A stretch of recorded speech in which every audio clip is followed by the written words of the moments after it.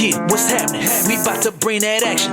Gotta hold it down for my Seattle Kraken. Hey, we going beneath the waves. We going beneath the waves. Get it hype, step onto the ice. Ready for some action. Release the Kraken. Hey, we going beneath the waves. Going beneath the waves.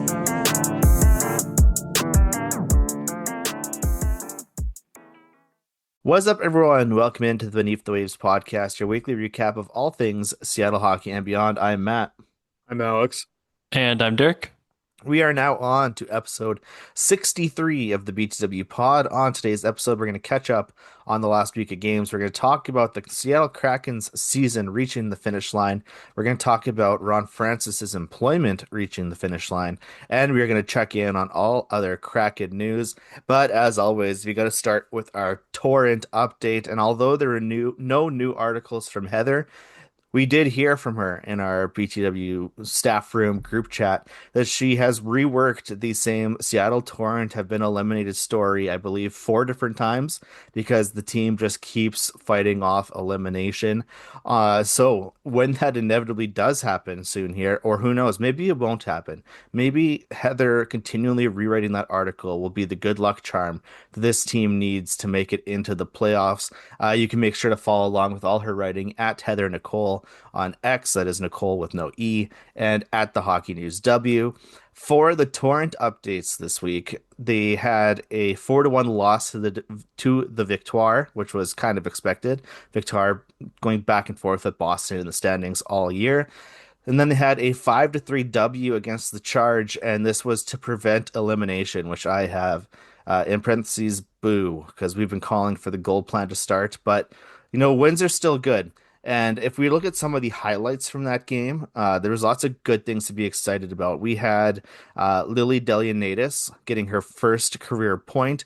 We had Natalie Snodgrass getting her first career power play goal and game-winning goal. We had Lindy Lobdell getting her first career back-to-back points. Gabrielle David got her first point as a Torrent. Jada Habish got her first career goal. Julie Gosling had 2 assists, which leads the Torrent in assists. And Daniel Serdachny got 2 goals, now in third place with Torrent scoring. And lastly, Corrine Schroeder had 36 saves, making it her 7th game with a 900 save percentage or better. So good things happening there. The New York Sirens did not win their game on Saturday, so we didn't get eliminated there. Boo again. And we are currently recording during the Golden Eyes game. It's about midway through the first period. If the Torrent do not win in regulation, they are out. If the Golden Eyes lose, Vancouver is out. If both teams are out, if Seattle wins in either overtime or a shootout. So there are many things happening with lots of playoff or draft implications here. There are 4 games to go for the Torrent, including tonight, and at 8 minutes and 42 seconds left in the first period, Vancouver is up 1-0. So have you guys been keeping tabs on our Torrent? Literally just been waiting every single day to send out that gold plan announcement, and just see us start to rack up points for towards the first overall pick, because that's realistically all that matters for the Torrent right now. So hopefully, honestly, I know you're against cheering for your team to lose, but it would be the best case if we did lose in regulation. But if this is the one case where I'm hoping for the team to lose and then start winning. I was wondering for gold plan technicalities, if does the game where you're eliminated, it is after you're eliminated. The game afterwards. Oh, okay. So you can't win your elimination game, and that counts towards your wins. No. Okay. So what happens if no team is Vancouver or Seattle has to whichever team loses technically tonight is automatically in the race to their gold card comes up in play today, or is it any Seattle win knocks out Vancouver?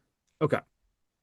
Seattle is knocked out with anything but a regulation win. Yes. Oh my gosh. Yeah. Jeez. This could when you really look at it, it could go down to the last game. It could. That's insane. What happens at that point? Do they just I Well, think it would just probably go to the standings. you'd have to think at that point because then they're it just didn't pan out, and so Yeah, hopefully they we might need have to rework the gold plan. yeah But because I like mean, it might be different next season if 4 more teams get added. Yeah, that's the other thing. It's that's the probably only way meant they for a bigger league. Yeah, exactly because the gold plan like at this point it's just like if it comes down to the last game and they're like, oh well, technically speaking, it doesn't count because they're still playing and this game technically would matter. You'd be like, okay, so you'd have to go by standings then at that point. But I mean, it is a good thing that with 3 games to go or 4 games to go, it's still so tight coming down to the wire.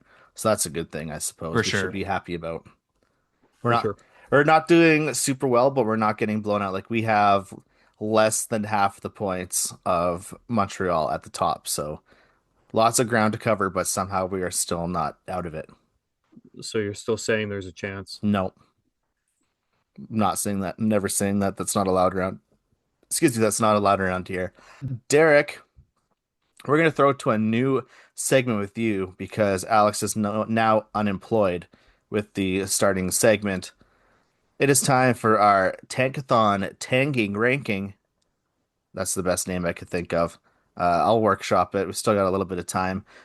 Derek, with 2 games remaining here, how are the Kraken looking according to Tankathon? Yeah, currently they are ranked sixth to last in terms of the draft lottery. So right now our odds are 7.5%. If the lottery happened today, it'd be a 7.5% chance of getting the first overall pick. I think I correctly mapped out, but this is some Derek math, so chill out on that. That the worst we can go to, I think, is ninth. That's if like everyone behind us wins and or sorry, everyone behind us loses all of their games and we win our last game. And the best we can, or our last 2 games. And the best we can go to is fourth if Calgary wins their last 2 and Toronto wins their last game, and then we lose our last 2 games. So our range right now is fourth to ninth. I don't think we can go as far back as 10th, and I don't think we can get into the top 3. But yeah, right now we're at 6th. So And for interesting to clarity, see. when you're saying these positions, that is in terms of odds, not draft placement. Right. Correct. I believe the worst 11 teams have a chance at the first overall pick, and then there's some other technicalities with windows there. But yeah, Yeah, I said in a tweet earlier this week that the Islanders had a 3.5% chance of getting top pick last season, and they managed to pull it off. So we'll see if you can keep building up some percentage points and try to sneak our way in there, and then everyone go out and get a 72 McKenna jersey. I can't remember what number it is he wears, but get those printing at the team store. yeah. Knowing it, Oh, go ahead. knowing no, I was gonna say knowing us, we're gonna get the first overall pick and actually draft a defenseman in this time around. I think Climate Pledge Arena would burn to the ground if that were to happen. Well, that's not Yeah. really a good climate pledge. All right. We usually get into, after checking in on these types of things, our game breakdown, our vibe check, but there was some very big Kraken news that we had to open things up with this week. Derek, what was the big news that came our way? I think Alex would probably say like "Ding dong, the witch is dead" or whatever. But basically, Ron Francis is no longer in contact with Seattle Kraken. There's a no contact order. No, I'm just kidding. But he did separate. Todd Leiweke and the Kraken announced that they were parting ways with Ron Francis. And Todd Leiweke conducted, I believe, about like a 25 to 30 minute press conference that Emerald City Hockey brilliantly recapped in very digestible bits that I wanted to sort of read out, and then we can go over the points. So big shout out to them making that possible, because we all know I can't summarize into little tidbits like this. I'm a yapper. But yeah, here are the key points from that presser. The first one is that Todd was saying no one in the organization is satisfied because they have not delivered on the promise of this team. The second one was that Jason Botterill will lead a fully independent audit of hockey operations. So pretty interesting thing going on. There's like an audit that's going to be taking place. The audit will involve an individual with fresh eyes, Leiweke said, And Botterill himself has identified some candidates to sort of conduct this audit. And Todd said that we're going to go back to the model we started with, where there's a GM who makes the decisions. And then another point was that he said the team will share an annual report with fans. The organization is going to set mile markers, and the fans are going to know where the Kraken are along their journey. And the first one of these reports is slated to come out in May of this year. So that's pretty exciting. Todd Lewicki also admitted that the team has had some trouble attracting NHL players, saying, quote, "We've got to do more to make this a hockey city, to keep players, to attract other players." Another point was he said the team will get input from, quote, "incredibly smart people in and around this organization, including Samantha Holloway and Jerry Bruckheimer." And he went on to say that the Kraken organization want to build a perennial playoff team, not just a team that sneaks into the playoffs. And he mentioned Vegas as an example. He did not confirm that Lane Lambert will be back, but said he's coached his ass off this year. I believe he has since further sort of suggested or alluded to Lambert coming back. And then when asked on whether or not the team was rebuilding, he said no, but that he thinks that we should check back in a couple weeks because Jason Botterill will be addressing the media in a couple weeks. That's what he was referring to. So I know that was a lot, but I was just wondering if either of you guys had any specific point that you found particularly interesting, or if you just want to address the presser in general. However, Alex, if you want to go first. For sure, yeah. Well, first things first, someone finally put out a hit on the Ron father, and it was successful. So thank God for that, because I feel like that was something that we've been screaming into the void for far too long. I know myself personally has been saying that for a few seasons at this point. So, you know, the fact that it's finally happened is something that I'm very excited about, because if you look at his record in Carolina, it basically just transferred over to the Seattle Kraken. And, you know, great players are not always great in, you know, as general managers or as presidents. Ron Francis is a clear example of that. There's a lot to dissect from this press conference from Tyler Wiki. I think if we kind of go through point from point, like when I look at this, and like Matt, if you want to kind of bring up your opinion on each point, because I feel like I can kind of talk about like my feelings on each thing, but I feel like there's so much involving on each of these points that, you know, that Derek, that you read out, that I feel like we can really just kind of go down the list and kind of give our opinions on all of them as we go about, instead of kind of like recycling and going over everything. So like the first point that I looked, that it says, you know, no one is satisfied. We have not delivered on the promise of this team. I that's bang on the money. Like, I don't know about you guys, but like, not a single soul is satisfied with how this team has been playing, and management, ownership, they screamed at us from their press boxes, you know, last season heading into the offseason that this was going to be a team that was going to be competitive for the playoffs. And there were moments that we saw them this year as a competitive playoff team, and then they just fell off a cliff. And I think the true identity of the Kraken really showed itself after the Olympic break. And I clearly showed that there's a lot that needs to be done. So that's something that I really want to see them take seriously. Right now, it's all words. I want to see the action being taken on that. So regarding that point, Matt, do you have anything on that? I know this reference will hit home for Derek, but you might as well call the fan base Angelica Schuyler with how they've never been satisfied. All right. Am I right, Derek? Yes, sir. Absolutely. I could little Hamilton reference in there for you folks. I feel like this is the most blanket generic statement that could be applied to the fan base. No one is satisfied. No one's going to be satisfied. There's always going to be some percentage of the fan base who is not going to be satisfied. You're never going to be able to please.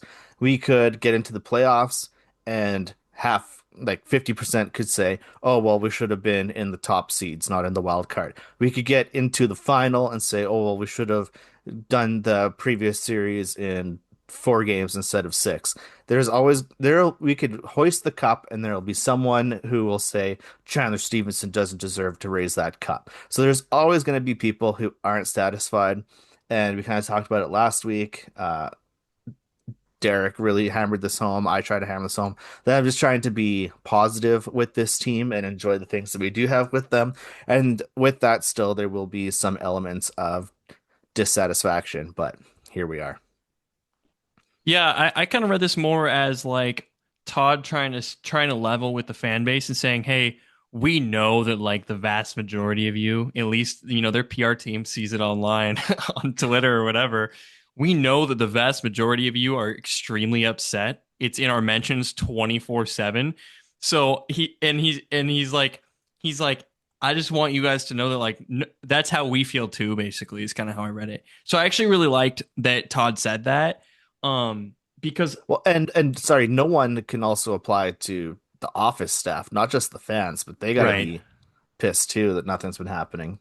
Yeah, Probably no, and ownership too, right? I think that's good that he explicitly said that. It kind of feels like obviously it's kind of like band-aid on a bullet hole at this point, but like it's at least nice to not hear. I think there have been some people online saying that the management's trying to pretend like something isn't happening. I think right now we're starting to see maybe for the first time where management's like directly addressing the fans and saying, "Hey, this is complete. We got it completely wrong. We're sorry. Like we're parting ways with Ron Francis. Last year we promoted him to president of hockey operations. Like I think they didn't really know what to do last year. They weren't being 100% frank with the fans. And then one more year of that dissatisfaction that you're talking about, Matt, with the fan base occurred. And then now they're like, okay, we're going to level with the fans. That's kind of how I saw it. I think they were backed into a corner. Like realistically, I think like they tried to cater and use the most, as Matt said, like blanket statements that they could possibly deliver over the last couple of seasons, being like, oh yeah, we're not good enough, we're gonna build, we're gonna grow, yada yada yada. And then finally it came to a point where we're like, yeah, we're bad. And we've been bad for a significant amount of years. And the fan base is upset. And they're the ones that, pay the tickets. They're the ones that pay for the merch. Like at the end of the day, like if they're not happy, like we're not going to succeed. So I feel like at that point, like they were backed into a corner, and like I feel like, even if it's just a percentage of the fan base saying, "Hey, we're pissed off," like hopefully we'll see those changes happen because of that. Yeah, to Matt's point though about the growing dissatisfaction within the fan base, no matter what, it almost feels like as soon as this Ron Francis move happened that the entire fan base wanted, it's just like, oh, on to the next. Oh, like, oh, it's actually Jason Botterill that's the one that sucks that we need to get rid of. Like, oh, Jason Botterill's the one that's been doing all this bad stuff the whole time, and like, oh, now we need to get rid of him. Oh, we got to clean the entire house. Like, it's like, okay, well, like I think we can all appreciate that community wide and league wide, Ron Francis was seen as someone who potentially needed to go. But I don't think that means that like the entire management, entire ownership is rotten to its core. So yeah, I think we can appreciate them doing a good thing, and I think that would be very positive. To Matt's point, to like appreciate this this step in the right direction, even though it doesn't it doesn't solve world hunger overnight, basically. Like, but like it's a step in the right direction. I feel like this kind of like moves forward to like the next two points that you pointed out was with Jason Botterill, who's going to be leading a fully independent audit of the hockey operations, and that an audit will involve an individual with fresh eyes, and that Botterill has identified some candidates. Like to me, I think my biggest issue that I do have about this, and I'm not saying it's Botterill, and I'm trying to like take a step back to say like, okay, give Botterill his flowers, give him the opportunity. He's still a Ron Francis hire, and I think that's where I kind of take a step back because of like if we have the way that I've always looked at it is that like when I think of like fresh eyes, I think of like someone who has not been a part of the Kraken during Ron Francis's tenure. Like as even though Jason Botterill has managed the Buffalo Sabres and he's been different places than Ron Francis has, he's still been in the room with Ron Francis over the allotted years that he's been with the Kraken. So there has been that he's definitely like probably picked up some aspects of how Ron Francis has, managed his time here and also in Carolina. So like, my biggest concern is that, like, sure, they're going to give Botterill the reins, but there's still aspects of this team that you're going to be like, it's Ron Francis still, but it's under Jason Botterill. Like, to me, I'm not saying like clean house like everybody, but when I look at like management, like as a general manager and as like a president, like with Ron Francis, I want someone to come. I wanted someone to come in to be like, they were not involved in any of the previous seasons of the Seattle Kraken. Fresh eyes completely, that are going to make new decisions based off of everything. Like, so they're going to look at, like, as the general manager, they would look at the team and be like, okay, like, we can change this and that. Like, previous Isn't owners. that the whole idea of the independent audit that But like I don't. is going to be from someone who's outside of the organization, right? But you still have Jason Botterill doing the, who's leading it. So like, to me, like, it still has that previous group group's hands and eyes all over it, making those decisions. So like, I don't know if I'm reading the quotes wrong or not, but like, I feel like it's still not fresh eyes. Like, it's kind of tampered in its own way because Botterill is involved in that. So two things I'll hit on. First, in regards to the audit, that was a lot, like what you had just said was a lot of what the online response was, well, how do you have the guy that's in charge of it running the things? Allison Lucan, Kraken fan favorite, said, I said on podcast earlier, the audit is performed by an outside entity. Baudril is the stakeholder. As a former consultant, this is standard practice for any project of this kind in any industry. So when these audits are happening, you're going to have somebody from the organization there to Like like hold their hand. yeah, well, not necessarily hold their hand, but operate on the team's behalf, be on that side of the table. You need to have someone from the team be in the room where it happens. So that is what, thank you. That is what Butter's gonna do. It's the impression I got from her in the comments that she's made is that it's not Jason Botterill sitting at the head of the table being the maestro directing everything. He's just the Kraken representation on it. It'll be some sort of outside entity. On the other part of what you said, and we kind of um in recent weeks and for I guess longer than weeks wondered how Ron Francis operated as like if he was like the puppet master operating the J-Bots marionette. Nick Kyprios on Sportsnet had a little sum up of 32 thoughts that had happened, and he said, quote, our Elliot Friedman spoke on his 32 Thoughts show about a split between Francis and others in the organization over the hiring of Dan Bylsma as head coach in 2024. Francis was definitely leaning towards other candidates such as Todd McClellan or Dean Evison at the time. He even preferred Joel Quinville, but ownership had no interest. The organization subsequently went with Botterill's recommendation of Bylsma, which turned into a disaster. At that moment, it was clear Francis was president of the hockey club in title only. Critique him all you want for the decisions that were made over his 5 seasons with the team, but he did not hold any final say power there for the last 2 years. So that kind of, I guess, presents a pretty firm position on that speculation that us and a lot of people had that, Ron Francis just had a job up in his nice cushy office, but it was J-Bots pulling the strings. So when we were perhaps in past wanting to say, let Jason Botterill run his team, let him have full reins, it might it might turn out that in fact he has had full control of the squad for the past 2 years that he's been in his nice new office. That kind of makes sense to me because right after Ron Francis was promoted in quotes to president of hockey operations, that's like when like that offseason and the beginning of the next season is when GMJB, in my opinion, started cooking, where like the Burakovsky contract was cleared, and I was like, dude, what? Like this is like this is smarter move making than we've seen. I was like, what? This has to be like the switch up. So that makes a lot of sense to me. I don't know about you, Alex. I think if that is the case, I think that's where I get a little bit more hesitant and a little bit more worried that if Botterill has had control of this team for the last 2 years. There's not enough. Like, sure, he's acquired some great pieces and he's made some great trades, but this team hasn't gotten any better.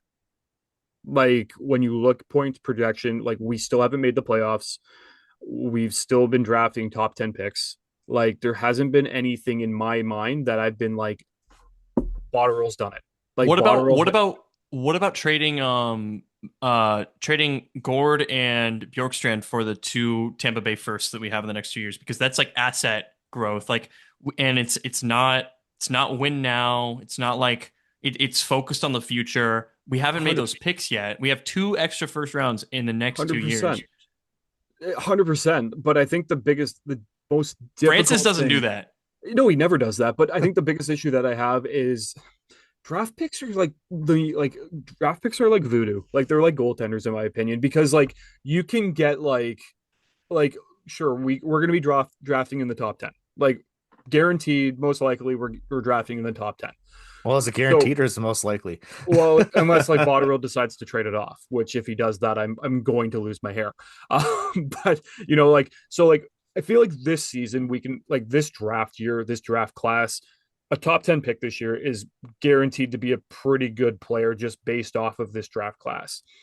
When you start getting into like those 20, 30 picks, like, it's this season, like this draft class, like, you could definitely be like, okay, there could be a couple players there that could be, second or third line players or even first line players in the future. But it's still a toss up when it comes to those picks. I think that's where, like, when I saw it at first, I'm like, that's excellent. Part of me was still kind of wondering maybe Tampa Bay is going to have a fall off, but like, they had an excellent season. So we're probably looking at somewhere in the 20 to 30 round pick to, for the Tampa Bay pick. So like, it's not like we're talking about like, oh, we're going to draft 6 because that's our pick with the Seattle Kraken, and then we're going to be drafting 12th because that's Tampa Bay's pick. It's going to be like, we're drafting 6 and we're drafting 24th. Right, but when you think of the fact that was just for like getting rid of what, like 100%. A year and some change of Bjorkstrand and Gordon, like that's a very prudent move by a GM to make. 100%. But then, okay, let's flip the table on this one. This season, we didn't trade Jamie Olesiak. We did not trade, Tolvanen. We can bring up Eberle. I did think that Eberle was going to be a re-sign no matter what.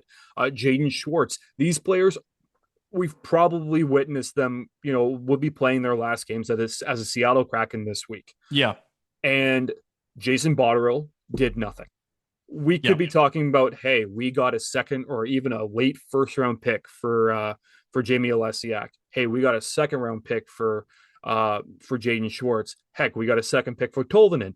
We got a first round pick for Jordan Eberle. We could be talking about that right now, but instead we're saying we're going to watch most likely 2, maybe even 3 of these guys leave, and we could even talk about the fact that we could see Bobby McMahon walk out the door for nothing.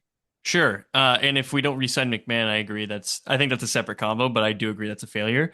But I think we should put ourselves in a GM's shoes for a second and look at the trade deadline, where the Kraken had a record of 29, 23, and 9. We had 67 points, and all we had to do was go like 12 and 14 for the remainder of the season to be where the LA Kings are right now. Yeah, but instead we went 5, 13, and 2. We are the Seattle Kraken. Pooped the bed. So that time, and the Pacific was so bad at that time that at the time it's like, oh, we might not even be able to tank. We might not even be able to tank right now. And it's like an easy path into the playoffs. I don't mind taking that easy path, especially if it doesn't cost you anything. But then I think at that point, even more, it highlights how poorly a job Jason Botterill did. Like, if you can't make the playoffs this season in this Pacific Division, then like...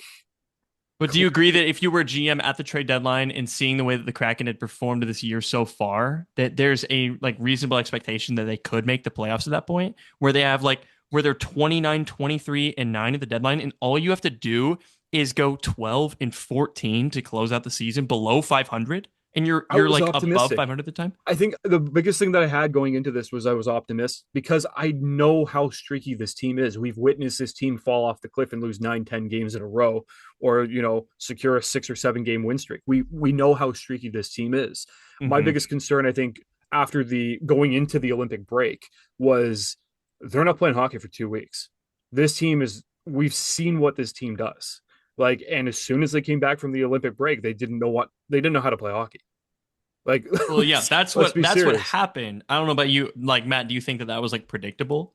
I don't like, yes, this team can have its streaky moments, but I don't think anyone was actively in good conscience other than in hindsight predicting the catastrophic fall that was us post Olympic break. 5 wins, 15 losses. Yeah. Like it's horrible. Like when you really look at it all, it's terrible. But like I definitely think, and like I said, I'm not putting all the blame on Botterill because he at the end of the day, it's the players. The players that are on the ice dictate the points. Yep. But at the same time, Botterill is the one that created this team. So he has to take some of the blame. So if he's had control over the team over the last 2 years, like I said, I don't know how I'm going to feel moving forward this offseason if he is the one making the decisions because we've seen 2 full seasons with him in control. And if Ron Francis has only been a president by name, there's been no additional like responsibilities from Ron Francis. This is just them making a move saying, hey, we've gotten rid of Ron Francis. Things are going to change. When realistically speaking, Ron Francis has done jack over maybe the last year or two, except for like shake a couple hands, kiss a couple babies, all that fun stuff. And this I team is think going they to, literally, yeah, I think they literally had to fire him to dispel any narrative that like he was still running the team, even though they wanted to still employ him because I think they like him a lot, and he's a really good guy apparently. But like, but so I think they like him so much they wanted to keep him around like the front office, but I think the fans probably and maybe just the entire media, the national media was just like, no, Ron Francis still has his grubby paws on this, so we have to fire him to dispel that. but I think the biggest issue with that then it's highlighting is the fact that they're just getting rid of him to appease fans. That's what you got to But, do. but at the end of the day, he has no responsibilities with this team. So my biggest thing is, yeah, we can say that we're going to have an independent, they're going to have an independent, what was it? The Uh, audit.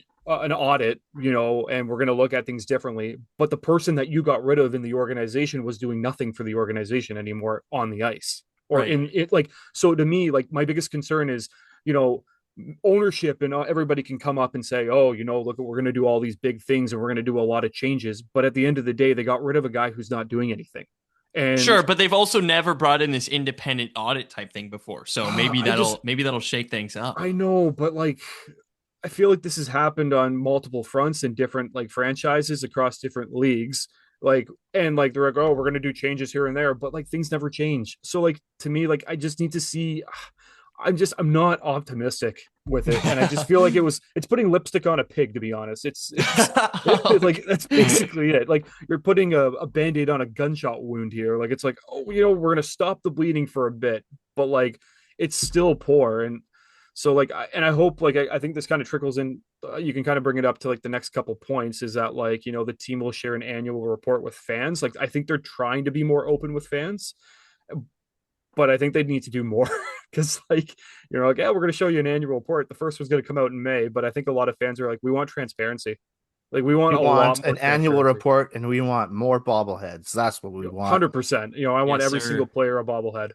Um, and then I think the biggest one I want to highlight is they admitted the team has trouble attracting players. That's a big one. Like, doesn't leave me with a lot of confidence going into free agency this year when the No. ownership group is like, yeah, we struggle attracting players to Seattle.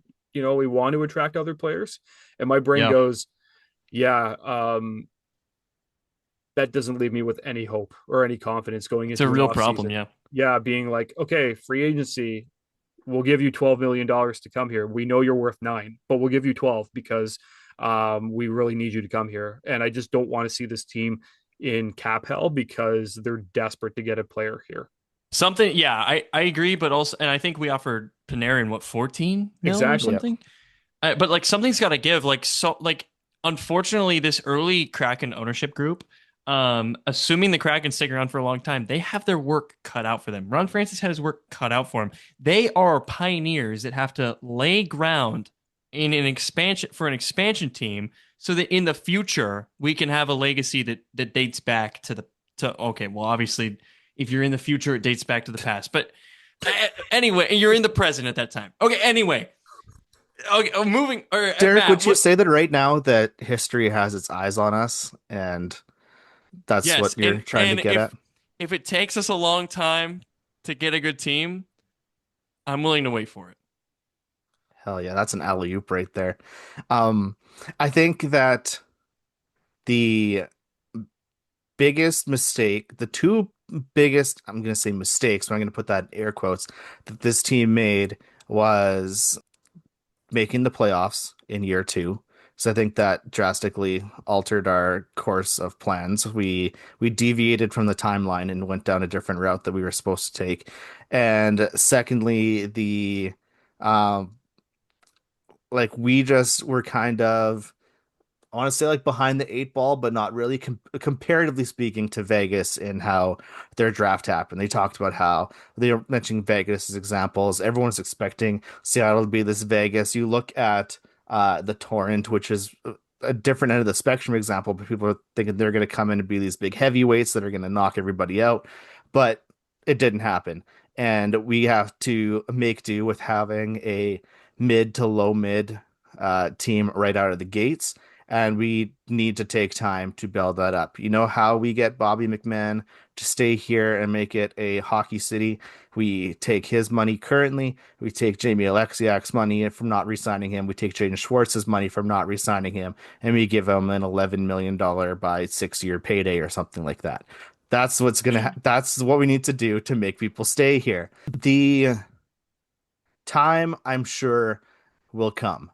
We just need to be patient. We're not going to be kicking in the front doors to Hockey Hall of Fame to get our hands on the Stanley Cup. We're having to slow build our way there. Yes, we were told prior to the season that, or prior to the franchise, that we have a 5 year plan. We're going to make this happen. But obviously, that 5 year plan didn't come to be. Ron Francis was the one that said he had that 5 year plan. Year five is done. He's out the door. So we could think maybe we're into like the Kraken's second era of things coming on here.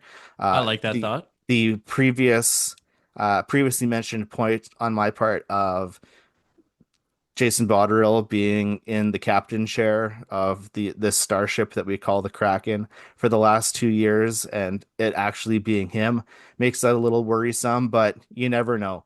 I think it's going to be very interesting next week. I'm guessing it will be when we have like those exit locker interviews, hearing what some of these guys have to say, kind of the comments that come out as they're emptying out their locker stalls and stuff like that. But I'm choosing again to be positive, and we did take, again, you're not going to please everybody, we did take some flack on Twitter this week for being the positive guys and be like, you guys like oh, you can't be happy about this, blah blah blah blah blah. Well, I'm choosing to be. And one thing that I'm hoping for, just to kind of maybe close out this section, is that I hope that Lane Lambert will be back for next season. I don't see him not being back unless like he chooses not to be, but we can't one and done coaches in back-to-back years. That'll look very shitty on our part. Insane. Yeah. But you need to put in the time to get those reps in and make those systems click and get in place. Yeah, I think if you get rid of Lambert, then it looks horrible on the franchise as a whole. You can't go through three coaches in a span of 3 years like that. Just like it really doesn't bring any coach to Seattle. Like, no, you're not going to have any coach wanting to come here because they're going to be like, I'm going to be a 1 year in and out. And for players, they're not going to want to play for, a new coach every season. Like, and that's probably another key highlight for, attracting talent to Seattle is they want a coach that they can be like, okay, this coach is going to be here for 5 years. And if I sign a 5-year deal, most likely they're going to be here for, 3 or 4 of those years.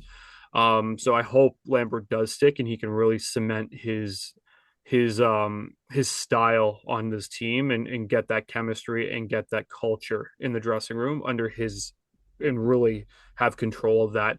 But I think the other thing is I think we as fans need to truly embrace the fact that this team could look vastly different come next season. I think you look at some of the players on this team that have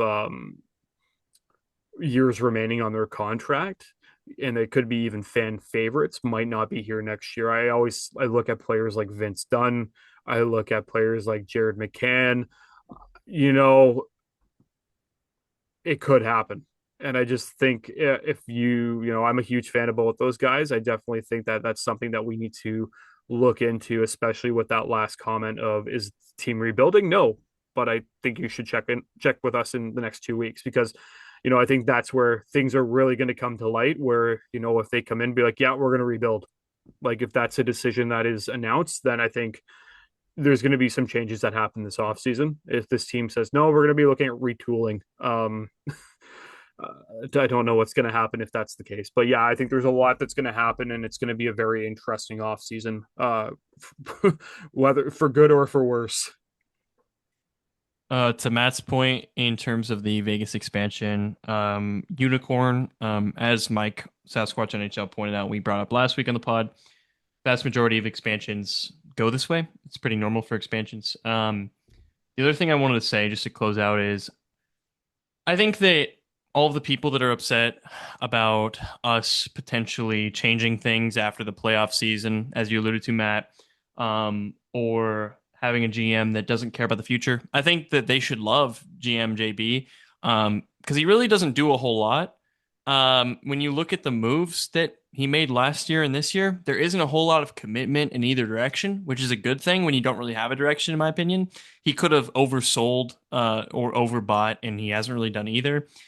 With the exception of that potential Panarin buy, but we're just going to sweep that under the rug and move on to our vibe checks. Okay. So we've been harping for a minute. We've been yapping. So let's just quickly, go around, say how we're feeling about the franchise as a whole. The season is cooked. Okay. We're done. The playoffs are not a thing. That happened on Saturday. We got eliminated. Our current record is 32, 33, and 11. So remember, we were 29, 23, and what did I say? And 9 at the deadline. And now we only have 3 more wins, and we're up to 44 losses total. So horrible. We got eliminated on Saturday. How are we feeling post presser? All this whack stuff going on. How are we feeling about the franchise as a whole? Scale of 0 to 10. I'm gonna hold steady at the 4-ish that I was last time. Watching Tankathon every single day to see what happens, doing the rebuild roulette to see what happens. There's 2 positive things that I want to highlight from this week. Again, preaching the positivity.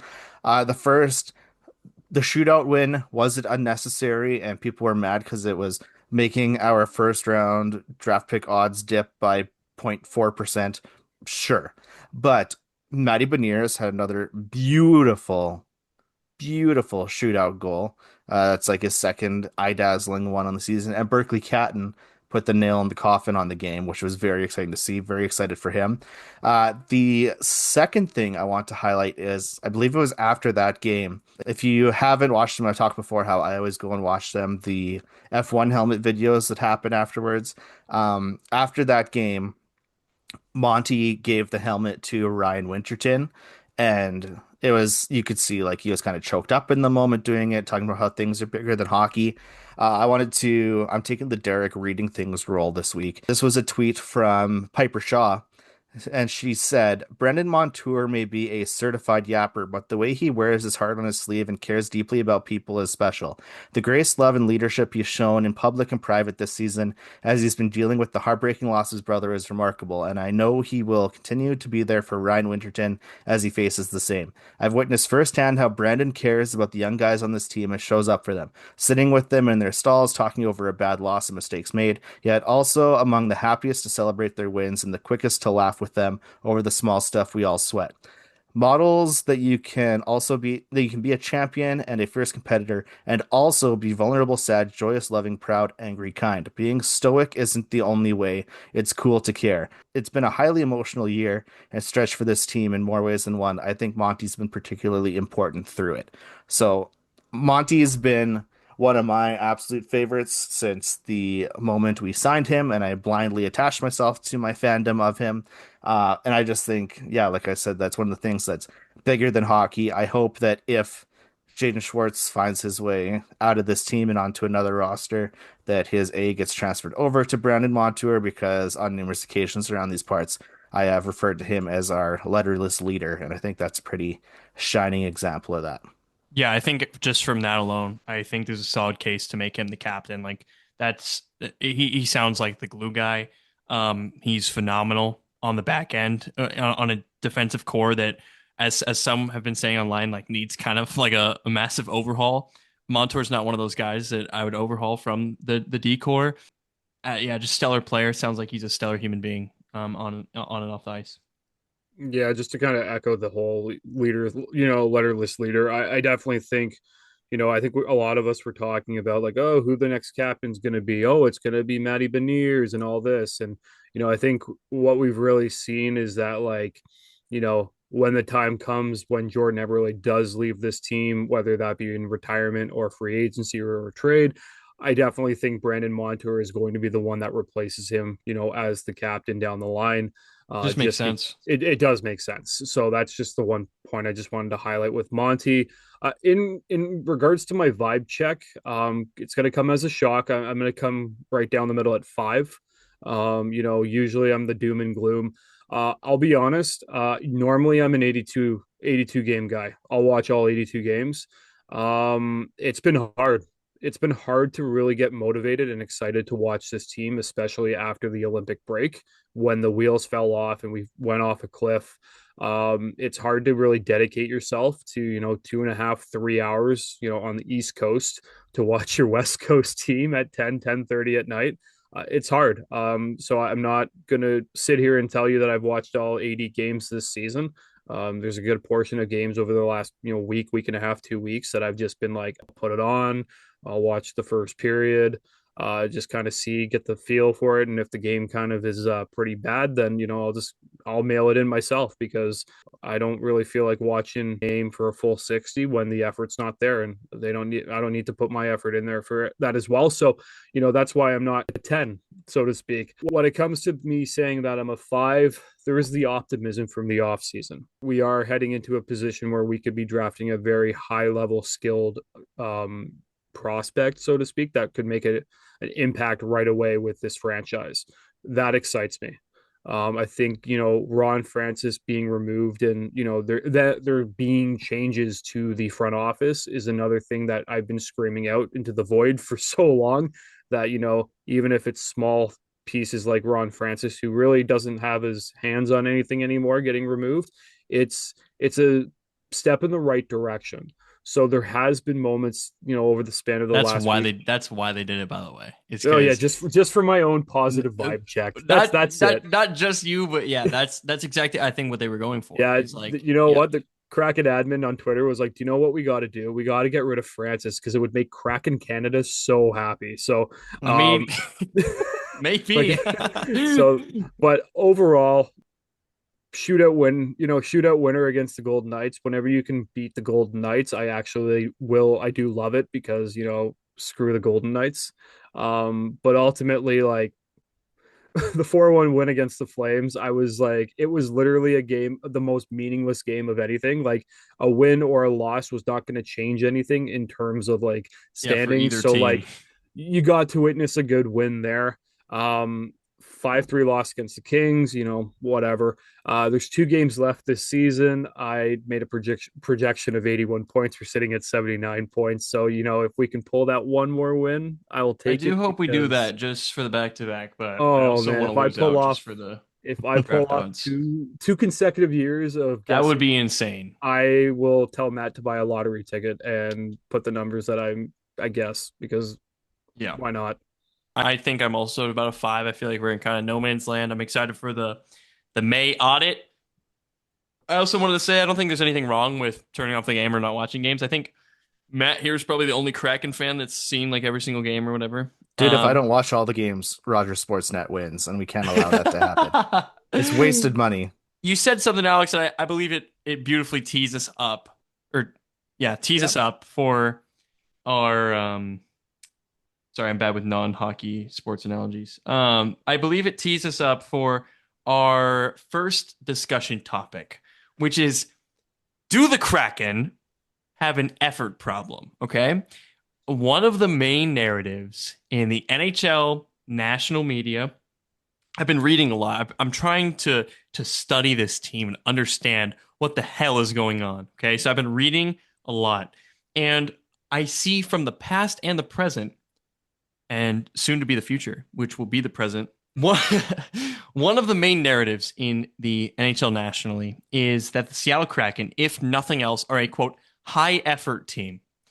However, with so much losing and so much missing the playoffs going on, it seems that our own fan base begs to differ. Alex, I feel like you have been the most vocal on this topic out of us three, having said recently on Twitter or X during the Kraken's 4-3 shootout win, when I believe they were down 2-0, that the Kraken have, quote, fully mailed it in, making you want the season to end.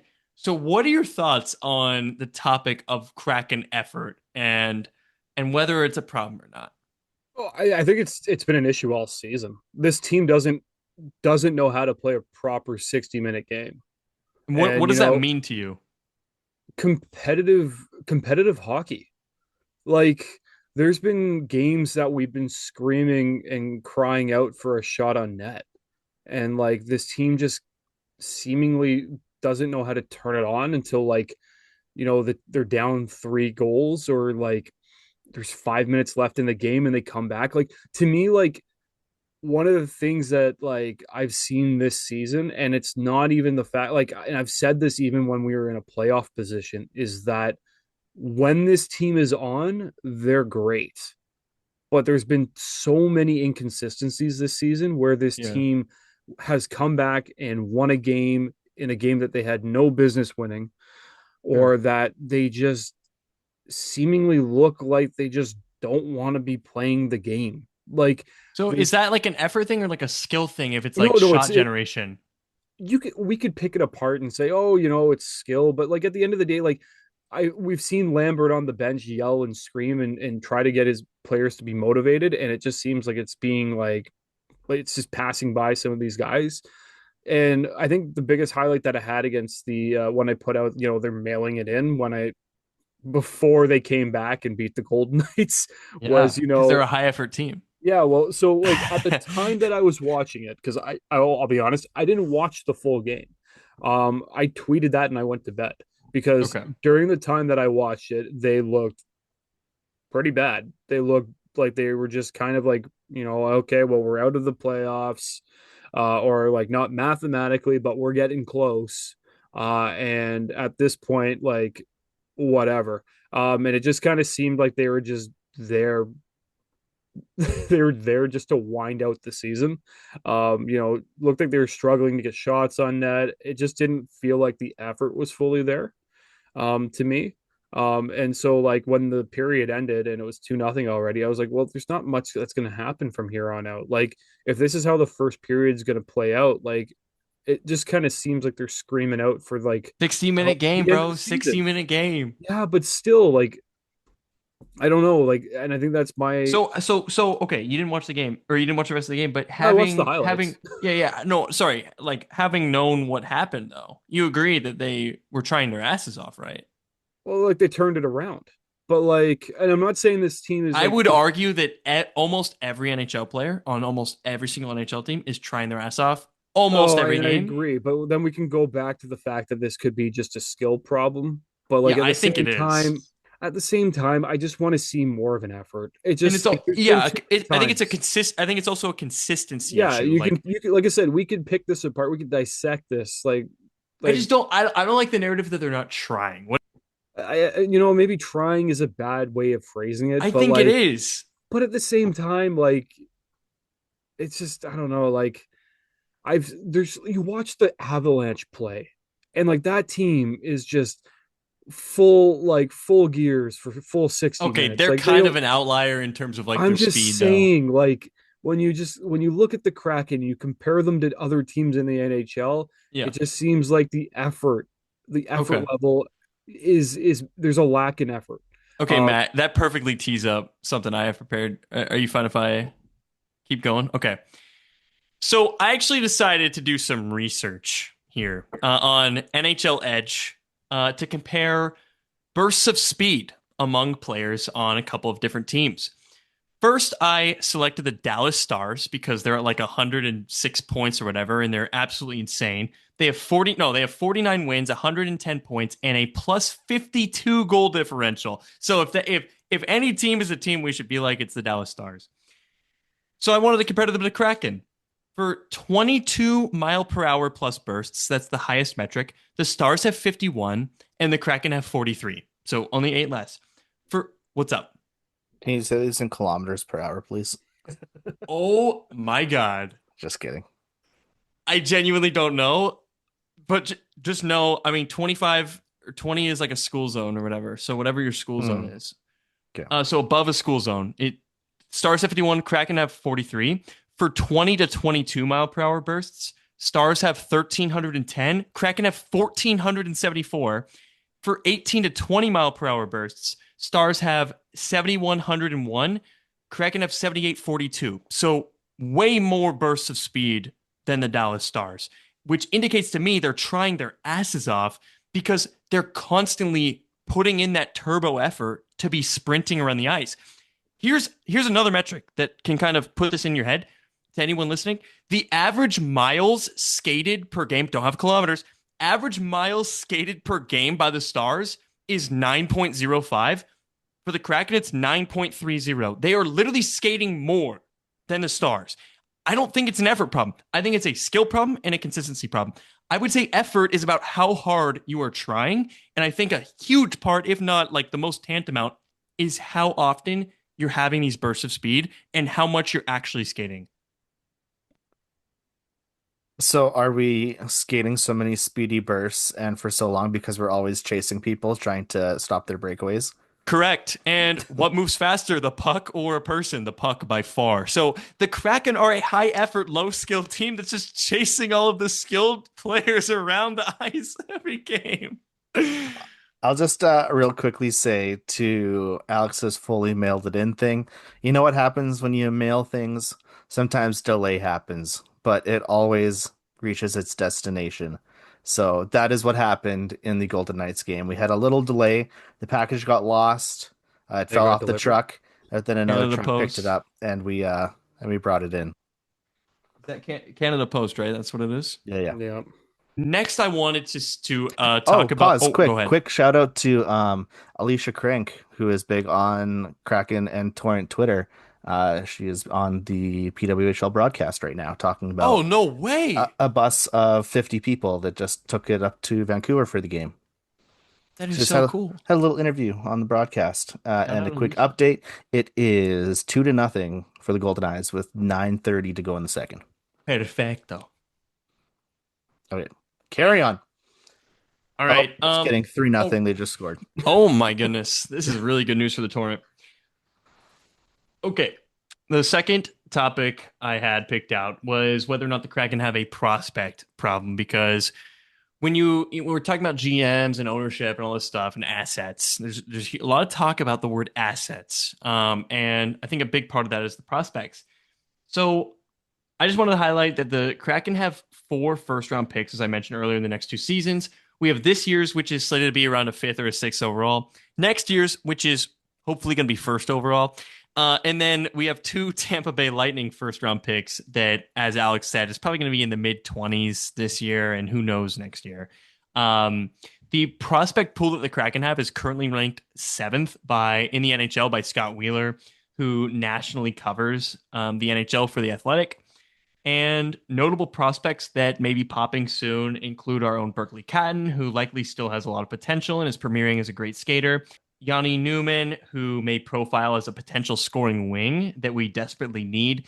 Jake O'Brien, who profiles as a potential playmaker and two-way center that we drafted last year. And he's gonna be among the first players to have the benefit of playing in the AHL, developing over at Coachella Valley while he's 19 years old, which is amazing. Wait, what's up? 4-0. 4-0? Yeah. Did we pull the goalie? Nope. Oh my They goodness. really want their Willy Wonka golden ticket. Yeah. See, that's a team that knows how to tank right there. They really mailed it in. They actually did mail it in. They And now they're going to win they put it 5-4 on in the a bus. shootout. They put it on the bus with them and took it up. Oh So it my wasn't in gosh. other hands. Oh my gosh. We also have Edward Shala, who may be up and playing soon, as early as potentially next year. Might see some games, who knows?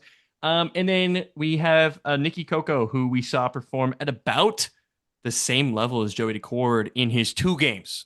So it's 2 games. Take that with a grain of salt. On the 11th and 13th of this month. So his most recent one being yesterday. What are your thoughts on the state of the Kraken's prospect pool? I don't think we have a prospect problem. I think we have a prospect implementation problem. And that is what 97% of Kraken Twitter will harp about, is that we have all these guys who we want to play, but they're not being put into the game. So what hopefully, we've seen lots of OFM this season down the stretch. He's been playing a lot. I still would love to see Jagger Firkus play a little bit, like one of these last 2 games pop in, but who knows? I would love for these picks to turn into something big. I'd love for us to get a nice juicy defender in for the uh like draft pick this year if we're in the top 5, top 6. But we'll have to see. It's the all you can do to gain those individuals, you got to actually using them as something different. Matt said it perfectly. We do not have an issue with our prospects. I think our prospect pool is pretty damn good. It's the way that we utilize those prospects. Um, I'll state, the way that we use Berkeley Catton this season, the way that we've used Shane Wright over his entire career with the Seattle Kraken, has been absolutely poor. Like, you can't expect these players to succeed or develop properly when they're not given a fair chance. And I'm not saying like given third line minutes for like Berkeley Catton here and there is going to be a negative for him, but like in my eyes, like he's a type of player that you need to throw into the deep end. It's the same with Shane Wright. And when they're not given the appropriate chances or play with specific players to develop in the right way, they're going to regress. Like, I think one of the things that we've talked about is how Shane Wright had such a high ceiling. That still might be the case, but I think we're looking at it this year. He's going into the final year of his entry level contract. And I think we're all kind of looking at him as possibly a second or third line guy moving forward, because his development hasn't been to the same as, Slavkovsky with like the Montreal Canadiens, but he got 30 goals this season for the club. So there's a lot that needs to be looked at when it comes to management and how they properly play these prospects and how they develop them, opposed to the prospect pool that we actually have. Because in terms of that, as you noted, we're ranked around the 7th, as per Scott Wheeler.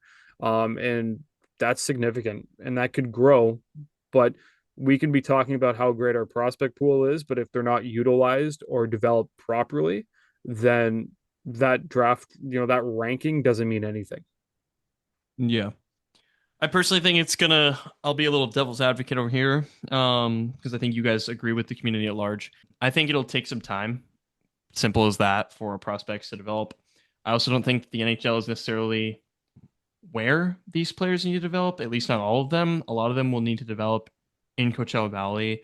And then once they prove it, they can make the NHL. And then for Wright, I would say that he also needs to sort of I think he proved himself pretty well in his first full season, but I also think that he took a step back this year. And that's not really all on him. Like the whole team was kind of bad offensively this year. But he will also need to prove that and same with Catton. I think that the way it works is you prove with the limited time that you have that you're really good, and then you get more time. So going to our last little bit, we touched on this a decent amount already, but whether or not the Kraken entered win now mode after the playoff season that Matt was talking about, because that's a huge complaint, is that after, and this has been said since the third season when we missed the playoffs after the second season, was that second season of making the playoffs, being 2 goals away from the Western Conference Finals against the Dallas Stars, losing in Game 7, beating the reigning Stanley Cup champion Colorado Avalanche in 7 games. All of that sort of messed up our plan and we entered into like a weird win now mode. So I was just wondering if you guys think that that's really something that took place. And if so, I'd like to be pointed to like the specific moves where you think that we sort of sold out our future for win now after the second season. I definitely think in terms of how ownership saw this was that they made it to the Stanley Cup playoffs and then they took out the Avalanche and then took the Stars to game 7 in the second round. I think it drastically changed the way that ownership saw this team, moving forward. And I think that was the ultimate downfall of where we currently sit as a franchise. I think we can talk about this, moving forward, but like I will say the Brandon Montour contract is still a great deal. I'm not going to bash that one, but I will say that the Chandler Stevenson contract could be one where it's a lot of money for a guy, in my opinion, is a third line player. I definitely think he's only been playing second line minutes is because of the contract itself. And that's the thing that we were like, well, we'll just offer, and Chandler Stevenson was is a Stanley Cup champion. So he has that pedigree. But at the same time, I think they threw the bag at him because they were expecting, we can do something good here. We have a good we have a good roster. Um Ultimately, I just think at the same time it was the lack of movement. I don't think there was much that happened between the second and third season. And I think that was one of the issues. We threw money at Andre Burakovsky, which was horrible in its own way. But this team, and I think management, the way that they acted was that they saw the roster that they had after that second year when they pushed in the playoffs and said we're a competitive team, so we're gonna tinker around the lineup that we do have, but we're not gonna make any big changes. And I think they're they didn't commit to like acquiring top talent to really push them into that next stage. Definitely affected them because like they didn't come out of that into that third season being like we have a Jason Robertson or we have an Austin Matthews or we have like any of these players. Like we've never had one of those players and they never really went out to get one. But they also didn't like stay like, okay, well, this was this was a fluke. We're gonna stick to the status quo and maintain that 5-year plan. I think that's where they trailed off that plan completely. And they started to push for for playoff contention every year. And it just didn't work out. And I think, yeah, I definitely think at the end of the day that playoff run that we had in our second season ultimately kind of derailed us moving forward. And like I said, there's a lot of different pieces, and I feel like it's too hard to pick out specifically like how many of those are, but I think like if we really broke it down over like the 3 seasons since then, like there's been trades and picks here and there that have ultimately got us to where we're at, or the lack of. So here's my roadmap of how the Kraken went. So we had second season, big playoff push. We were feeling good. We're gonna rock with mostly the same team because know what our free agency looked like following that season. We picked up Brian Dumoulin.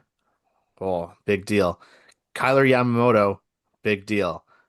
John Hayden re-signed. Uh, Remember Belly? We picked him up. Pierre-Edouard Pierre-Edouard Belmont, yeah. Belmar. Devon Shore, we picked up. So we weren't going out to get heavy hitters in that free agency. I think we were just thinking like, if it ain't broke, don't fix it. We're just going to keep rocking with what we're rocking with. And I think the transition was between season 3 and season 4, because season 3 ending is when you get rid of Dave Haxtell. It's when you bring in Dan Bylsma. It's when you drop big contracts on Matty Beniers and Brandon Montour and Chandler Stevenson, and Joey got a 5x5 deal, that kind of stuff. So I think they saw that as like a somewhat clean the slate and start a new push, and it didn't pan out, and now we're left kind of picking up the scraps of that and trying to make do with the choices that we had made. Like, we've done free agent retrospectives before, and that is just the most boring batch of names that come on that sound like you're making a created team on NHL, and it just like fills in names. So I think from year 3 to year 4 is when that switch was flipped. Yeah, I agree with that. I think those free agent names that you read out, that's definitely indicative, in my opinion, of a team that is trying to field an NHL team that complies with contract requirements. Like that feels like a team that is treading water, that doesn't really want to commit to something for win now or for rebuild. And I don't really think it made sense to commit because, oh, go ahead. Want to know what makes it even worse? What's up? That in that absolutely mid free agency, I just flipped I on the page that I was on, it had the signed, and I was reading that. I clicked on relinquished, Mhm. and the people we relinquished were Carson Soucy, Morgan Geekie, Ryan Donato, Martin Jones, who was pretty good in that run, but we had Joey show up, so that's all fine Yeah. there. Daniel Sprong, two-time Kraken legend. So there are some big losses that happened there that I think that's especially Geeky and Donato. Like, people Yeah. kind of shat on Donato, but he kind of People popped shout off once he on went to Chicago. people shout on Geeky, and he's almost a 40 goal scorer this He year. is now, but I mean, Yeah. his last season with the Kraken, he played 70 games and got 9 goals. So, I I mean, actually like, no one, I don't think anyone expects a GM to be, who's the vampire prediction guy? Nos- Nostradamus. Nosferatu. um Nostradamus. No one expects a yeah. GM to be a Nostradamus. But you know what? I think I put this out actually a little while ago, highlighting Morgan Geeky on how well he's been playing with the Boston Bruins. Uh, I honestly do think that if the Seattle Kraken kept Geeky, he would still remain on a fourth line guy. Boston gave him the opportunity to play with David Pastrnak, and he just took it. And that's been something that allowed him to become a goal scoring Yeah, something tells me the Kraken threat. would not be able No, to let him play with David Pasternak. but Yeah, no. But what I'm yeah. saying though is that like the Kraken would never in a million years be like, okay, Morgan, you're going to be playing on a line with Matty Beniers or Jared McCann or Jordan Eberle. Like that to me, that doesn't seem like that would ever happen. It would be like, hey, Morgan, you're going to play on a line with Ty Cartier and insert left winger, because like that's where we see you. A couple things. He just wasn't an impact player to this extent at all when he was on the Kraken, and then also the Kraken were just overall bad. So Mhm. it was hard for them to, I think, tell who 100%. It's who like could be that. good. It's like, a rising tide raises all boats, or whatever it Right. is. Geeky Like, is a guy where it's like, well, we're I don't called the know, maybe depths for the deep for a reason. We're down there. exactly. So you were talking, Matt, you were talking about how the chain. Oh, yeah. I was saying that seems to me like a team that's like treading water, not committing. I think it makes sense to not commit necessarily. Um, and I think that the Stevenson contract is really the main thing that I could see, but it is only like 6.25, which is going to be fine. I think him occupying a roster space in the next few years might be a problem. So I definitely will hand everyone their flowers on that. That's potentially not a good future focused move.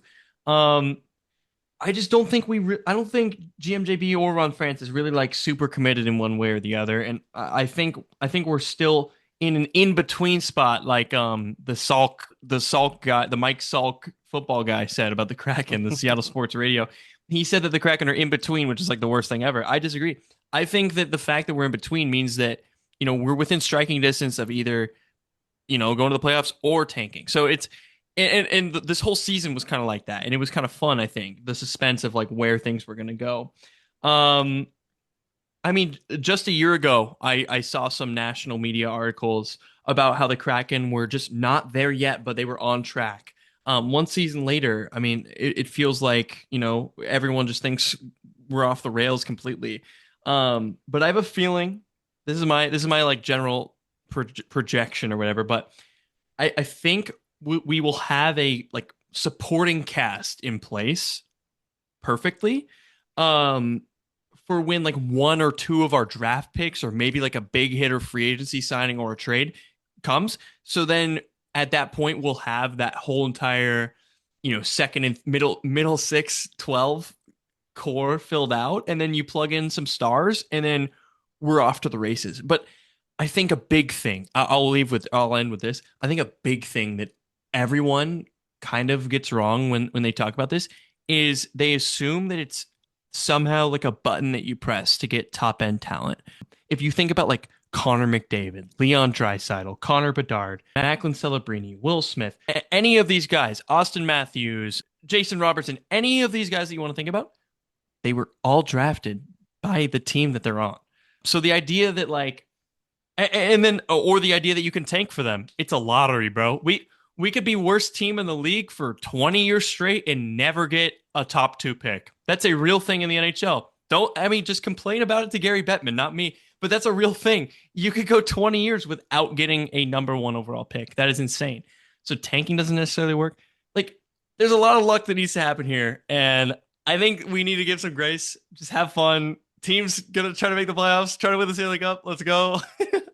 I don't know. Any closing thoughts for you guys? Leave it at that. Cool beans.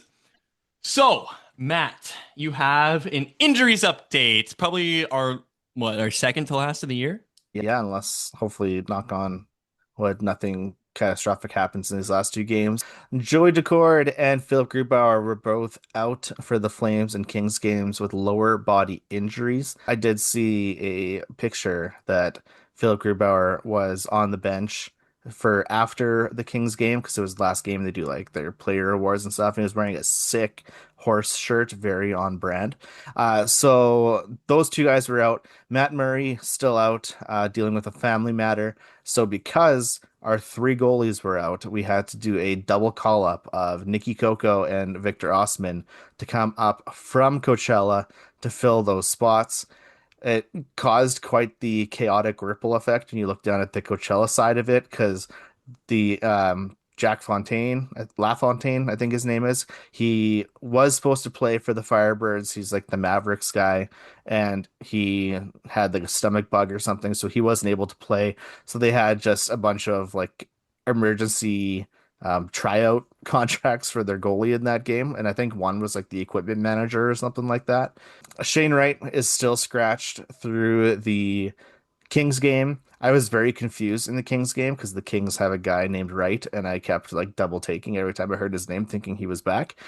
Jared McCann, it was said, is missing the last 3 games of the season, so they're just taking that as like precautionary, not to hurt him anymore in these pointless games. And news came out today that Yanni Newman was called up from Coachella Valley. Derek, we just talked about all the goalie shuffling there. How did goalies shake out this week? Yep, no Philip Grubauer, as you mentioned, and Joey's now out too. But Joey did play the first 2 games of this week. He played against Minnesota. He had 2.6 expected goals against. He allowed 4 of those things. He had a .857 save percentage. He saved 24 of 28 shots. And then he played against Vegas, the 4-3 shootout win, clutched up in the shootout. And then also about that shootout, man, just those Beniers and Catton goals were unreal. Catton is an insane shifty skater. That was nasty. Those little hip movements they were crazy. Anyway, 3.31 expected goals against for the Vegas game. He allowed 3 of those things. .914 save percentage. He stopped 32 of 35. Joey's currently ranked 54th in the league for goals saved above expected per 60 minutes of play, minimum of 2 games played, because we are going to talk about Nicky Coco, who has 2 games played, and he played against Calgary this week. He had 1.45 expected goals against, and he allowed one. He had a 96.3% save percentage and stopped 26 of 27 shots against Calgary. Amazing game from Coco. And then he played against the Kings, where he had 3.05 expected goals against. He allowed four. 86.2% save percentage, stopped 25-29, and minimum of 2 games played. He is ranked 62nd in the league for goals saved above expected per 60. So as I said earlier, kind of, through 2 games with the caveat, kind of at Joey Decort's performance this year. So interesting to see. And I'm hopeful that Coco will develop into a solid goaltender in the future. Especially that Calgary game is a good sign. What do you guys think? Yeah, I kind of laughed afterwards when they showed, like him getting the helmet and all of that, and doing the on the bench interview with Piper after the game. Dude looks like he's like 13 years old. Like if you look at him and Yanni Newman, I think you just have like oversized 14 year old kids, and Literally. like that should be terrifying. There's Literally. something So in the water in Finland.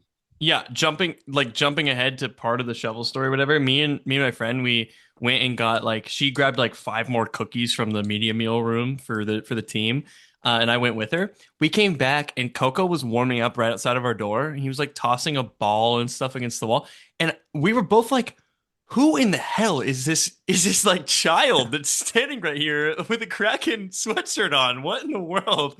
Is there like a Timbits game happening between intermissions here with all the little kids coming out? Oh my gosh! What about you, Alex? How do you feel about Coco? No, I'm really excited about Coco. He's been fantastic with the Firebirds this season, so I'm glad that he's been given the opportunity, to round out the rest of the season. I hope he plays the last 2 games. Just would get him ready to go for playoff hockey. So, I think he's going to be one to watch in the next couple of years. Like I really do think that. Like we might be in a situation where Grubauer's contract ends and Coco comes up. So we might have a tandem of Coco and Decord, which I would be totally okay for. So it's exciting when you have a young, talented goaltender who's not even in the prime of his career. Like he's still honing in his skill. And once he figures all that out, once he reaches prime, like we could be talking about a completely new and dynamic player.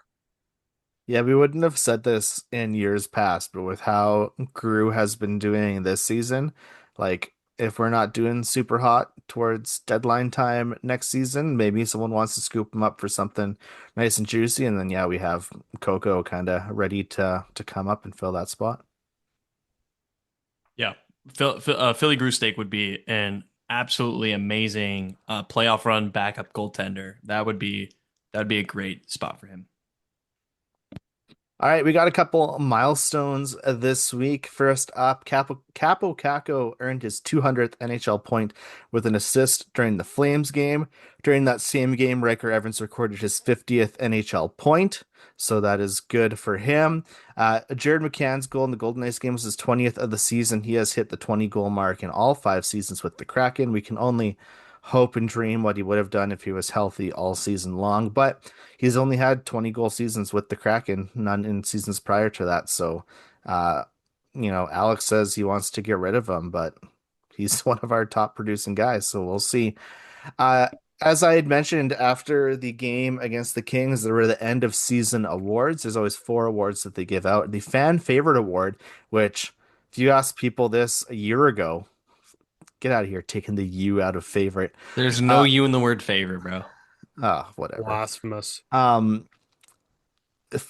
If you would have asked people a year ago who was going to be fan favorite at the end of next season, no chance anyone would say Philip Grubauer, but Philip Grubauer won the fan favorite award for this year. There's the Pete Muldoon Award, which is the player judged to have contributed most to the team's on-ice success. That was given to Jordan Eberle.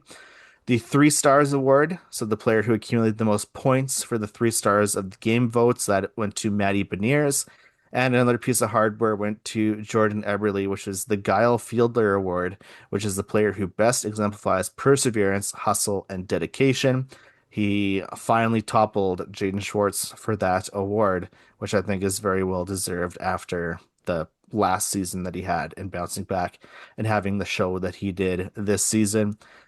In some other award things above just the team, Joey Decord is the Kraken nominee for the NHL's annual King Clancy Award given for humanitarian work and leadership. Jordan Eberle is the Kraken's nominee for the Bill Masterson Memorial Trophy, which is awarded annually by the Professional Hockey Writers Association to the player who best exemplifies the qualities of perseverance, sportsmanship, and dedication to hockey. This list will be narrowed down to 3 finalists before a winner is selected at the NHL Awards. And lastly, a little Coachella Valley milestone. Logan Morrison has set the Firebirds franchise record for most points in franchise history at 141 and counting. That has changed because I believe he scored a goal today, so that's going to keep shuffling around. So maybe Lomo is one of those guys who will come up and have some sort of impact for us. Derek, you already teased your cookie story. Were there any other shovel stories from this week? Not really, not a lot going on. These games have kind of just been, us trying to, come together as friends and coworkers and get through these slogs of games together. But honestly, the last two that I went to were pretty good. It was the Vegas one and the Calgary one. So ended on a couple high notes of wins. I didn't go to I didn't attend the game yesterday. But yeah, it was my 4th season doing the ice crew, and I just had a ton of fun. It's a great community. If you want to try out for it, go ahead. It's I think the applications or whatever come out at June, July. Take place at Kraken Community Iceplex. Yeah, do it. It's super fun. If you love Kraken hockey, I mean, you literally get paid to clean the ice and stand there and watch games and yeah, you just have such a blast. Everyone on the crew is amazing. If anyone's listening from the crew, thank you for making the year great. Don't know if I'll be back next year, but I might. So if I am, I'll see you again next year. If not, it was great. It was a great season. Thanks for making it fun. But yeah, that'll conclude our season of the shoveling. Wow, incoming unrestricted free agent Derek. I'm open. So playoff team, please pick me up. It's not that far of a drive down to LA or Denver Up or to Vegas. Vancouver. Coachella. They'll make the playoffs. Yeah, for sure. Alex, what does our schedule look like for the week ahead? So for the week ahead, the Kraken are going to round out the final 2 games of their NHL season before golf season takes effect. So Wednesday they do play the Vegas Golden Knights, and Thursday they will be facing off against the Colorado Avalanche. The Torrent have one other game this week, Saturday against the Golden Eyes. We've officially can say that for Saturday they're the Torrent have a pretty important game to win, so hopefully they can start winning games. And when it comes to the Kraken, honestly, at this point, I just want the team to finish off with 81 points. Oh, I'm really hoping we finish 1-1. Give me a win against the Gold Knights, and I hope we get blown out of the water by the Avalanche to round out the season. Guys, what are you thinking? Give me double L's for the Kraken side. Unless I could see us winning the Avalanche game because I could see them sitting all of their people that they want to not get hurt. And then we take advantage of that, but who knows? Torrent game, you know what happened last time Alex wrote off a team? The Kraken came back and won 4-3 in a shootout. So the Torrent are currently down 4-0 with one more period to go. And I swear, if they come back and win this game tonight, that is on Alex and Gold Plan. Tweet will have to go back into the drafts again. They made a change in net. CJ Jackson is finally in net for the Torrent. So I'm sure that made many people happy. They haven't let in any goals yet. So fingers crossed they can keep that up. And yes, if we are in gold plan mode, I hope that we absolutely crush the Golden Eyes and start racking up those Carolyn Harvey points. Yeah, you guys said it. I mean, if you're the Kraken, lose. If you're the Torrent, win. That's my take. All right, and we quickly mentioned that there is a game happening tonight. Alex, what's up with the Firebirds? So Firebirds right now are winning 2-0, but with the Firebirds in general, they're heading to the Calder Cup playoffs. So, woo, we got some playoff hockey happening within the Kraken organization. I also want to mention the KC Mavericks have also secured a playoff spot in the ACHL. So they will also be playing in the playoffs this year. The Firebirds have 3 games this week remaining. They will be playing they're playing tonight against the Barracuda, and then the final 2 games after that, they will be playing the Gulls on Saturday, and their final game to round out the season will be against the Canucks on Sunday. So a little bit more hockey for AHL regular season, and then playoffs will take place next week. So I don't know about you, but I'll definitely be catching up on some of that, watching some of our young talent, see what they can do in their playoffs. I'm looking at Yager Fergus, Logan Morrison, Yanni Newman's going to be another guy to really look at. So, it's going to be some exciting times, and, Nicholas Coco is going to have his moment in the crease to really show what he can do in some serious and important games. So it's exciting times, and yeah, definitely catch up and watch those games. Talking about the Mavericks, that's one piece of news in this last week, is that they re-upped their affiliate agreement with the Kraken and Coachella, so they're gonna keep being in the pipeline for people. And one thing I just thought about going into those Calder Cup playoffs is it's not the last you're gonna see of all the Kraken, because I recall pre-trade deadline a couple moves were made so that the likes of Ryan Winterton would still be eligible to play. I think Cale Fleury too, maybe. So we can get some of our Kraken guys back down there for that playoff push too. And that's going to do it for this week. Make sure you tune in next week for our end of season wrap up. We will also head out into my backyard and dig up this season's BTW time capsule. Derek, if folks wanted to know where they could find more BTW online, where might they do that? Yeah, I mean, if you made it through this 2-hour episode, you probably already know where all our stuff's at. But go check out our store at bit.ly/BTW store. Our Philip Grubauer eye test chart design is up. You can get it on a shirt, you can get it on a sticker, you can get it on a mug, you can get it on a fanny pack. I don't know, maybe. Also, go check out Heather's articles, our very own Heather's articles. The link is in the show notes as usual. Follow at Heather Nicole with no E and at the Hockey News W to see more of her work. Or you can literally just type in like Heather Munka. Like you can literally just type that in online, and her articles will pop up with the Hockey News. Type in Heather Munka Yahoo, and you can see like an aggregator of all of her articles she has written. Bunch of them on Yahoo Sports as well, yeah. Also, please drop a follow and a 5-star review on the podcast app of your choice, and follow us on all socials. It helps us out a whole lot if you could take a second to like or comment on those videos.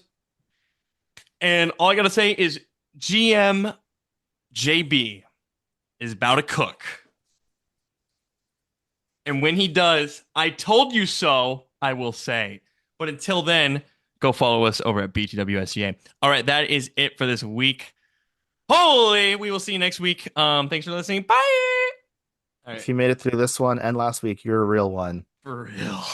I need to go to bed. I didn't make it through this one. Going beneath the waves, going